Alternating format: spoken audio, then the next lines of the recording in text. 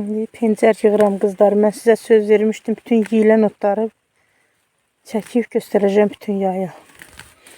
Buna biz Gürcüstanda yağlı pencər deyirik. Baxın nə gözəl də sıx-sıx bitib. Bugün yağışlıdır. Biraz az yağış yağır. Yığıb sabah inşallah kətə pişirəcəm, göstərəcəm. Yığaq. Pencər dostsa içinə gərək biraz petruşka qataq ki, dadı gözəl olsun.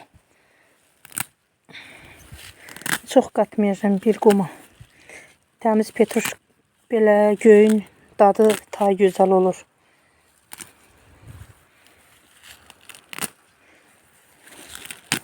Bir belə petruşka bəs eləyir.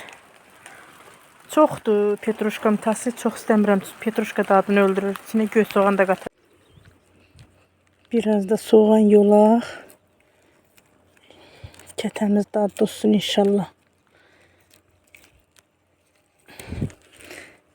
Çox şükür hər şey öz həyatımızdan, öz bağımızdan, öz qapımızdan.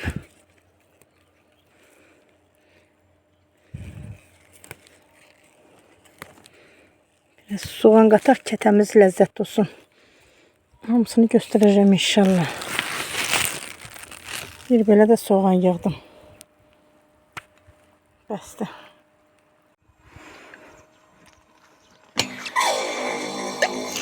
Göyümüzü qəşəng yuduq. Dedim bir eşdə krantda yuyum. İçəridə varsa eşdə daha keyiflidir yumən. İnanırsınız yağışın altdayam. Yağış elə yağır. Bax eşiyə baxın, yollara bütün. Yağışın altda yığmışam.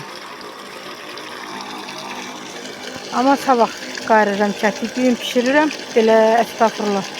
Yığıram, doğrayıram. Sabaha kimi suyu çəkilir inşallah. Sabah pişirəcəm, nuşucanla yiyəcəyik. Siz də baxarsınız. Ama hamıdan küsmüşəm. Heç 3-4 nəfər like qoyur. Ayma var. Ona şortu geyinir, çıxır ortalığa. Bir like qoyurlar, bir like qoyurlar. Baş. O gözəl yeməklər qarıram. Sizə bir dənə like qoyun da, nə bəyənin, nə olar?